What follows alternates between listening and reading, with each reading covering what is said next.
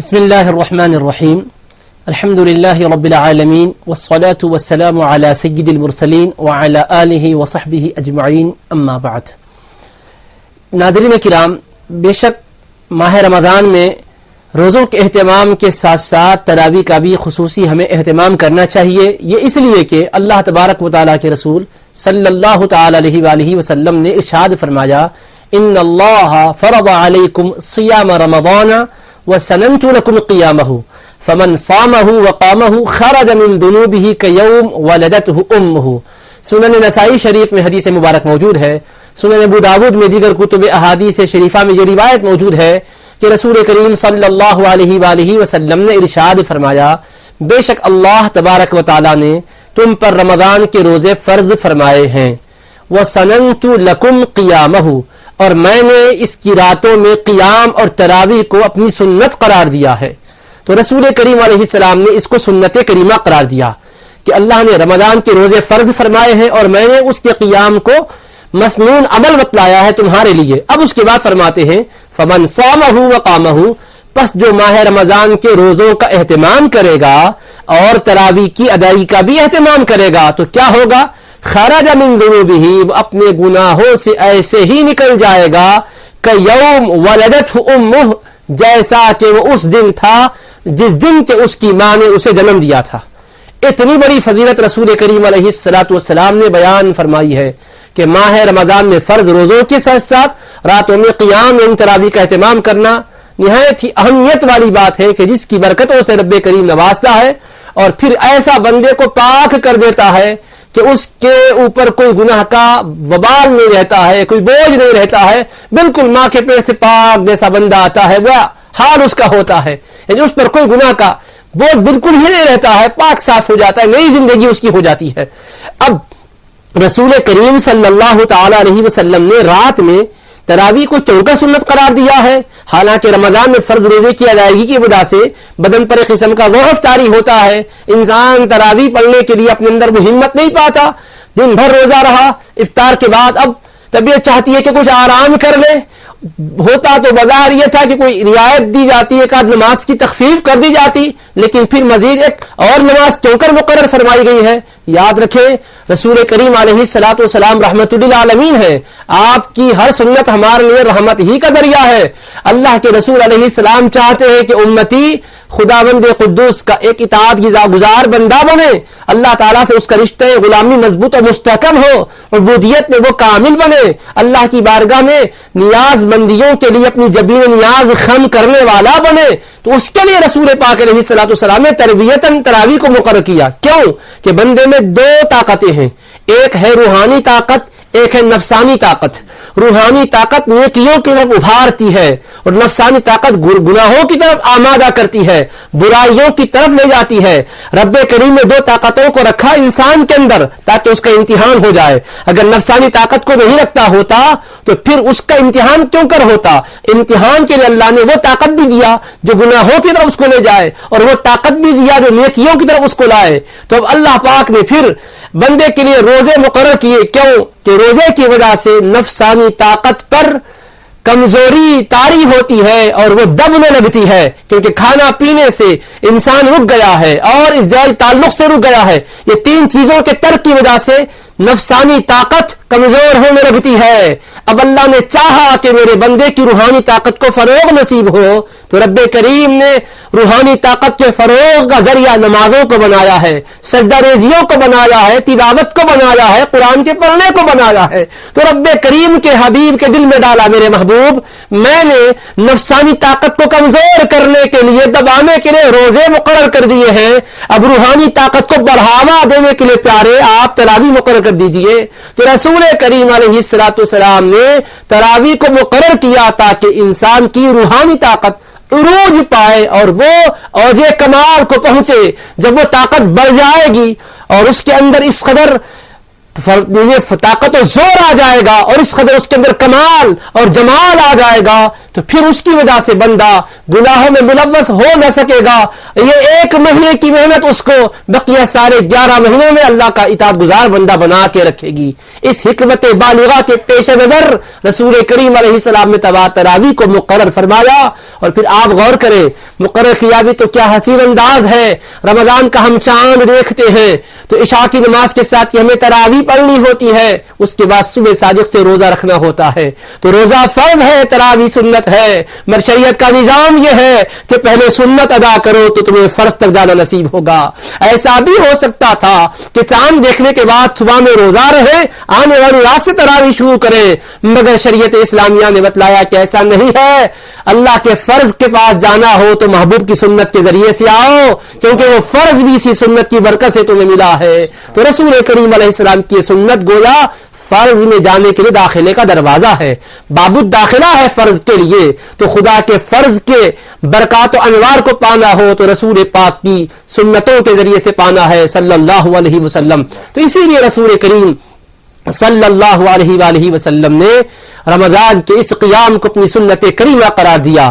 اور پھر آپ دیکھیں کہ آج ہمارے پاس جو غفلت ہے, جس کی طرف حافظ صاحب نے متوجہ کیا ہے کہ آج قوم و ملت میں یہ غفلت پیدا ہو رہی ہے. روزے پہلے حال کسی طرح سے رکھ بھی لیے تو تراویح میں بہت زیادہ غفلت ہے. پہلے تو کچھ تو پڑھتے نہیں, پڑھتے ہیں تو ابتدائی دنوں میں پڑھ لیتے ہیں, ایک آدھ قرآن 5 دن میں 10 دن میں سن لیتے ہیں, بقیہ دنوں میں پھر اپنے وہی انہماکات میں مشغول ہو جاتے ہیں. تو یاد رکھیں ہم تو تراویح کے لیے اپنے آپ کو آمادہ نہیں کر رہے ہیں. وہاں صحابہ کا ذوق و شوق کیا تھا, اٹھائیے صحیح بخاری شریف, پڑھیے جامع ترمذی شریف, وہ صحابہ کرام اللہ اکبر رسول کریم علیہ السلام کی اقتداء میں نماز ادا کر رہے ہیں. شوق و ذوق کا عالم یہ ہے کہ اللہ کے محبوب پاک علیہ السلام پڑھا رہے ہیں, صحابہ اشتیاق کے عالم میں پیچھے پڑ رہے. رات کا ایک بڑا حصہ گزر گیا, دوسرے مرتبہ آدھی رات کا وقت گزر گیا, تیسری مرتبہ تو حالت یہ ہے کہ صحابہ انہماک سے نماز پڑھتے ہیں, عشاء کے بعد سے سرکار تراویح پڑھا رہے ہیں اور خشوع و خضوع کا عالم ہی کچھ اور ہے. قیام طویل سے طویل تر ہو رہا ہے, رکوع و سجود طویل سے طویل تر ہو رہے ہیں, کیونکہ نماز کے ذریعے سے رب کی قربت میں بندہ جاتا ہے, اللہ کی رحمتیں اس کا نصیب بنتی ہے, انہماک کی کیفیت ہے, ذوق و شوق بڑھتا جا رہا ہے, پوری جستجو اور پوری لگن سے پڑھتے جا رہے ہیں. صحابہ کہتے سلام پھیرے, نماز سے فارغ ہوئے تو ہم نے دیکھا کہ سحر کا وقت بالکل ختم ہو رہا ہے, ہم جلدی جلدی مختصر سی سحر کر لیے. پوری رات اس طرح سے ہم نے رسول پاک علیہ السلام کی اقتداء میں تراویح کی اور تہجد کی ادائیگی میں گزار دی ہے. تو آپ غور کریں ناظرین کہ جو صحابہ کرام کے شوق و ذوق کے یہ جلوے ہمیں حدیثوں میں ملتے ہیں کہ جنہوں نے پوری رات اللہ کی عبادت میں اپنے آپ کو مصروف رکھا ہے. حالانکہ ان کے لیے بھی ازدواجی مسائل تھے, ان کی بھی تجارتیں تھی, کاروبار تھے, ان کے بھی دنیاوی مسائل تھے, مگر انہوں نے بتایا دنیا کرنا ہے تو آخرت کو سنوارنے کے لیے کرنا ہے, دنیا میں پھنسنے کے لیے نہیں ہے. رب کریم کی طاعت کے لیے ہمیں حضور پاک علیہ السلام کی سنتوں پر چلنا لازم و ضروری ہے. اس اہتمام و انہماک کے ساتھ انہوں نے پڑھا ہے. اب رہا یہ کہ اگر کوئی یہ سمجھتے ہیں کہ قرآن کریم ایک ہم اگر تراویح میں سن لیں تو سنت ادا ہو جاتی ہے, بقیہ دنوں میں چھٹی مل جاتی ہے, تو یہ غلط خیال ہے, اس کی اصلاح کر لینا چاہیے. اس لیے کہ تراویح ایک رمضان سے لے کر چاند دیکھنے سے لے کر شوال کے چاند دیکھنے تک پڑھنی ہے. 29 دن کا ہو مہینہ یا 30 دن کا ہو, پورے مہینے میں ہمیں ہر رات تراویح کا اہتمام کرنا ہے. ایک آدھ رات میں یا 2 راتوں میں ہم اگر مکمل قرآن سن لیے تو یہ ہمارے لیے کافی نہیں ہے. قرآن سننے کی سنت ادا ہو جائے گی, مگر تراویح کی سنت تو بہرحال ہمارے لازم و ضروری رہتی ہے. ہر رات ہمیں اس کا اہتمام کرنا چاہیے. اگر ہم یہ کہتے ہیں کہ ملازمت کی وجہ سے ہمیں ٹائم نہیں ملتا ہے, وقت نہیں نکلتا ہے, تو دوستو وقت تو نکلتا نہیں ہے, وقت کو نکالنا پڑتا ہے.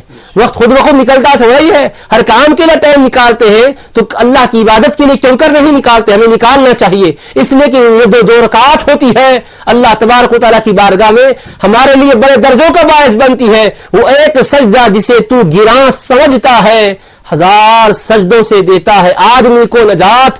اور وہ حضرات اہل ایمان کا حال کیا تھا؟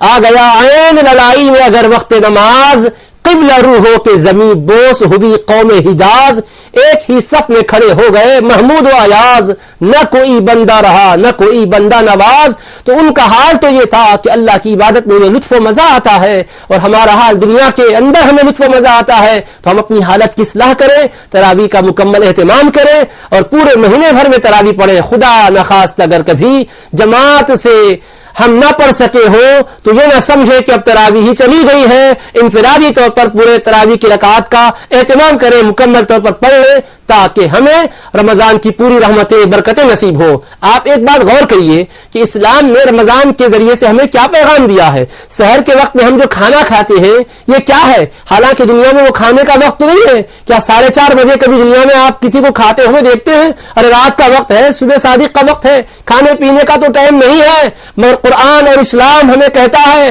اٹھو اور کھاؤ۔ تو یہیں سے انسان کو ذہن مل رہا ہے کہ بندے نہ کھانے سے غرض ہے نہ پینے سے غرض ہے، صرف ہمیں تجھے اپنی اطاعت کرانی ہے۔ ہم نے کہا ایسے وقت میں کہ جب کہ تو نہیں کھاتا تھا کھا، اب تو کھا رہا ہے تو تیرے اکاؤنٹ میں ثواب لکھا جا رہا ہے، اجر سے مالا مال کیا جا رہا ہے۔ اور کھانے پینے کے وقت میں کہا کہ نہ کھا تو نہ کھانے پر تجھے ثواب مل رہا ہے۔ نہ کھانا مقصود ہے نہ پینا مقصود ہے، مقصود ہمیں تجھے اپنی اطاعت کرانی ہے اور اپنے رسول کی اطاعت کرانی ہے۔ میرے رسول نے کہا صبح اٹھو اولین ساعتوں میں، رات کے اخیر حصے میں اٹھو اور چند لقمے کھا لو، تو یہ نہ سمجھنا کہ مجھے اب بھوک نہیں ہے میں سو جاؤں گا، نہیں، اٹھ کر کھانا ہی تیرے لیے طاعت و عبادت کا ذریعہ ہے۔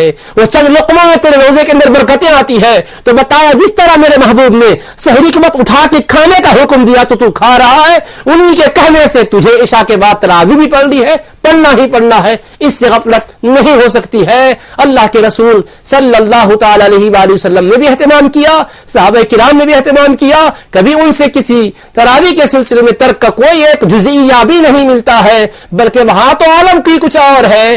فرائض اور سنتوں کا تو اہتمام ہے ہی ہے، بلکہ علاوہ ازیں بھی ایک عبادت کا ذوق و شوق ایسا ہے کہ حضرت نبی پاک علیہ السلام کی شہزادی ہے، جنتی خواتین کی سردار ہے، مگر عام دنوں میں رمضان سے ہٹ کر بھی ایسی عبادت کر رہی ہے کہ اللہ اکبر 2 رکعت کی نیت کر کے کھڑی ہو گئی، سجدہ اتنا دراز کی کہ فجر کی اذان ہونے لگی، آپ نے اذان کے ہونے پر نماز کو مکمل کیا اور بارگاہ یزدی میں التجا کی کہ میرے مولا کتنی مختصر سی یہ رات ہے کہ تیری بندی کو جی بھر کے سجدہ کرنے کا بھی وقت نہیں مل رہا ہے۔ ایک وہ ہے کہ جنہیں رات کی کمی کا احساس ہوتا تھا رب کی عبادت کے لیے، اور ایک ہم ہیں کہ ہمیں اپنی مصروفیات میں تراویح کی طرف بھی آمادہ ہونے نہیں دیا ہے۔ سوچیں اور غور کریں، کیا صرف زبانی دعوے کافی ہے؟ نہیں، عملی زندگی میں ہمیں بن کے دکھانا چاہیے۔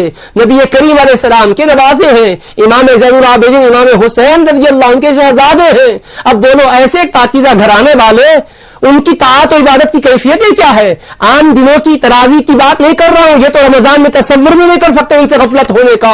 عام راتوں میں حال یہ تھا کہ آپ عبادت میں مصروف ہو گئے، ایسی عبادت شوق و ذوق سے کرنے لگے کہ ادھر آگ لگ گئی اور لوگ جمع ہو گئے آگ بجھانے کے لیے، شور مچ گیا، آپ نماز سے فارغ ہوئے، لوگ آپ کے قریب آئے، کہا حضرت والا کیا بات ہے، آپ کیا کیفیت ہے؟ تو کہا میں تو آرام سے ہوں۔ لوگ کہنے لگے آگ لگ گئی تھی، آپ کو ہم نے بہت پکارا، شور ہوا، آواز نہیں آئی، ہمیں ڈر ہو گیا کہ آپ کو کوئی نقصان تو نہیں پہنچا ہے۔ تو آپ نے کہا مجھے تو کوئی پتہ ہی نہیں چلا کہ کیا آواز آئی اور کیا شور مچا ہے۔ تو لوگوں نے کہا کیا بات تھی؟ آپ نے کہا لوگوں تم اس آگ کو بجھانے میں تھے، میں آخرت کی آگ کو بجھانے میں مصروف تھا۔ خدا کی عبادت کا ذوق و شوق ایسا ہے کہ وہ کسی اور کی طرف متوجہ ہونے نہیں دیتا۔ ناظرین، ماہ رمضان یقیناً رحمتوں والا مہینہ ہے، اس میں ہمیں کبھی غفلت نہیں کرنی چاہیے، تراویح کا باضابطہ میں اہتمام کرنا چاہیے، اور یہ صرف مردوں کے لیے ہی سنت نہیں ہے، ماؤں بہنوں کے لیے بھی ہے۔ عورتیں روزوں کا پھر بھی اہتمام کر لیتی ہیں، تراویح کو رخصت کر دیتی ہیں۔ ہم اپنی اس چینل کے ذریعے سے ماؤں اور بہنوں سے بھی خواہش کرتے ہیں کہ اللہ تبارک و تعالیٰ کی طاعت و بندگی ہی سے ہماری دنیا اور آخرت کی ساری مقاصد حاصل ہوتے ہیں، ضرورتیں پوری ہوتی ہیں۔ آج آپ دیکھیں، آج آپ امینوں کی چکروں میں ہیں، آج جادوگروں کے حوالے ہو رہی ہے، ہر ایک کو شکوہ شکایت ہے کہ شوہر بیوی سے ناراض ہے، بیوی شوہر سے ناراض ہے، بچے ماں باپ کی طاعت نہیں کرتے، ماں باپ بچوں پہ مہربانیاں نہیں کر رہے۔ یہ شکوہ شکایتیں کرنے سے مسئلے کا حل نہیں ہے۔ ارے آقا علیہ السلام کی سچی غلامی میں آ جاؤ، ماہ رمضان کی قدر کر لو، گر گراؤ۔ راتوں میں رب کی بارگاہ سے اعلان ہوتا ہے بندو میں رحمتیں برسا رہا ہوں، مانگو میری بارگاہ سے، تمہاری جھولیوں کو بھرنے والا ہوں، بخشش و مغفرت کی خیرات دینے والا ہوں۔ ہر مشکل کو میری بارگاہ میں عرض کر کے دیکھو کس طرح سے مشکلوں کو تمہاری دور کرتا ہوں۔ اس کی طرف سے ندائیں آ رہی ہے، دینے والا خود پکار رہا ہے کہ آؤ، رحمتوں کے دروازے کھول چکا ہوں، جنتوں کے دروازے کھول چکا ہوں، اور غضب کی ساری چیزوں کو میں نے روک دیا ہے، جہنم کے دروازوں کو بند کر دیا ہے، شر کی طاقتوں کو میں نے پابند سلاسل کر دیا ہے، اب کون سی شے تمہیں روک رہی ہے؟ نفس تمہارا اتنا سرکش ہو گیا ہے کہ کیا ابھی تمہیں میری بارگاہ میں جھکنے نہیں دیتا؟ الم یامر الذین آمنوا ان تخشع قلوبهم لذکر اللہ، کہ ایمان والوں کے لیے ابھی وقت نہیں آیا ہے کہ ان کے دل اللہ کے ذکر کے لیے جھک جائیں اور نرم پڑ جائیں؟ تو یقیناً ہمیں متوجہ ہونا چاہیے ایک ایک لمحے کے اندر اللہ کی طاعت اور عبادت کرتے ہوئے اپنی آخرت بھی سنوارنی ہے، دنیاوی مشکلوں سے بھی ہمیں نجات حاصل کرنی ہے۔ رب کریم ہمیں رمضان کی برکتوں سے بھی مالا مال کرے، تراویح کی لذتوں سے بھی شاد کام کرے، تاکہ ایک ایک لمحے کی ہم قدر کر کے رب کی رحمتوں کے حقدار بن سکیں۔